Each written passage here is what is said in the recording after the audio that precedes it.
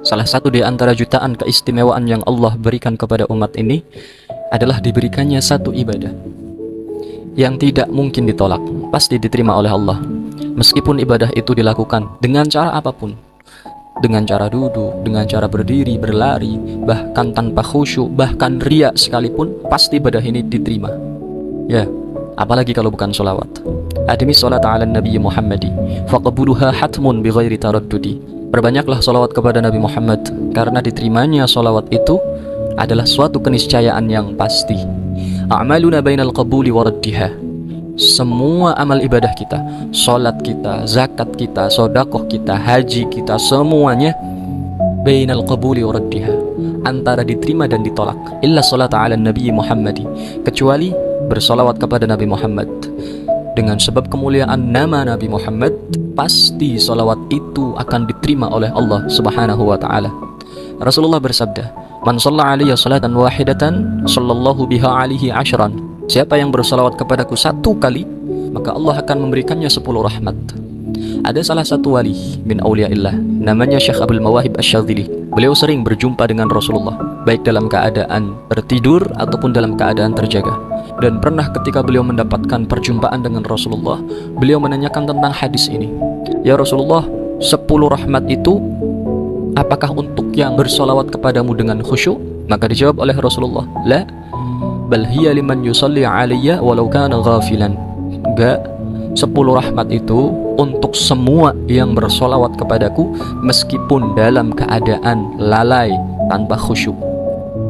Lalu ditanya lagi sama Syekh Abdul Mawahib, "Ya Rasul, enggak khusyuk aja dapat 10 rahmat, lalu bagaimana dengan yang khusyuk?" Rasulullah menjawab, "La ya'lamu thawabaha illallah." Ya, enggak ada yang tahu pahalanya seperti apa, sebesar apa, seagung apa. Yang tahu cuma Allah.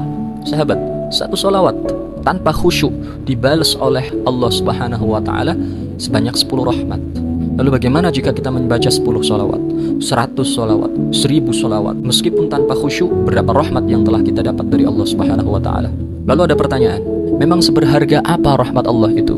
Maka mungkin sebuah hadis yang akan saya sampaikan ini sedikit banyaknya bisa menjelaskan seberapa berharganya rahmat Allah. Di dalam kitab Khasaisul Ummah Al-Muhammadiyah karya Profesor Dr. Sayyid Muhammad bin Alawi Al-Maliki, di situ ada sebuah hadis yang diriwayatkan oleh Imam At-Tirmidzi. Hadis ini menerangkan tentang kisah yang diceritakan oleh malaikat Jibril kepada Rasulullah. Lalu Rasulullah menceritakan kembali kepada para sahabatnya bahwa dahulu ada seorang abid, ahli ibadah dari kalangan Bani Israel. Dia beribadah di tengah-tengah pulau yang terletak di tengah-tengah samudra. Beribadah selama 500 tahun, tidak pernah berhenti, dengan kualitas dan kuantitas yang sangat luar biasa. Saking istiqomahnya dia ibadah, sampai-sampai Allah memberikan karamah untuknya, yaitu Allah berikan untuknya di pulau yang dikelilingi oleh air asin itu sebuah mata air yang begitu segar. Tidak hanya itu, Allah tumbuhkan pula di pulau itu sebuah pohon delima yang berbuah setiap malam. Maka si abid ini bisa memakan buah delimanya setiap malam dan meminum airnya, lalu kemudian siangnya untuk berpuasa, malamnya untuk ibadah. Seperti itu terus, siang puasa, malam ibadah, siang puasa, malam ibadah, tak pernah henti sampai 500 tahun, hingga kemudian dia meninggal dalam keadaan bersujud. Dan ketika hamba ini diberdirikan di hadapan Allah pada yaumul hisab, Allah Subhanahu wa ta'ala memerintahkan para malaikatnya, "Masukkan hambaku ini ke dalam surga dengan rahmatku." Maka hamba ini protes, "Ya Rabb, bal bi'ibadati." Ya Allah, dengan ibadahku, jangan dengan rahmatmu. Capek aku 500 tahun ibadah di bumi, kalau ternyata masuk surga gara-gara rahmatmu. Aku pengennya dengan ibadahku. Maka kata Allah, kalau begitu harus ditimbang ibadahmu. Lalu ditimbang ibadahnya. Diambil 500 tahun ibadahnya, ditaruh di satu timbangan amal. Jelas begitu berat. 500 tahun ibadah dengan kualitas dan kuantitas yang luar biasa. Lalu Allah memerintahkan salah satu malaikatnya untuk mengambil satu mata dari orang ini. Maka diambil satu matanya. Ketika mata ini ditaruh di satu sisi timbangan yang lain, tiba-tiba 500 tahun ibadahnya seperti kapas dibandingkan dengan batu 1 ton. Tidak ada apa-apanya. Lalu Allah mengatakan, "Lihat, ibadahmu masih kurang jika dibandingkan dengan satu rahmat yang aku berikan pada satu matamu. Ini baru satu, belum matamu yang satunya lagi, belum telingamu, belum otakmu, belum jantungmu, belum semua yang ada di dalam tubuhmu. Maka karena ibadahmu masih kurang, masih terlalu ringan, kamu harus masuk neraka. Lalu malaikat menyeret hamba ini ke neraka. Begitu sedang diseret, hamba ini teriak-teriak, Ya Rob, Ya Rob, birahmatik adkhilnil jannah. Ya Allah, gak apa-apa deh, dengan rahmatmu, yang penting aku masuk surga, jangan ke neraka. Lalu Allah memerintahkan para malaikat yang menyeretnya untuk mengembalikan hamba itu ke hadapannya.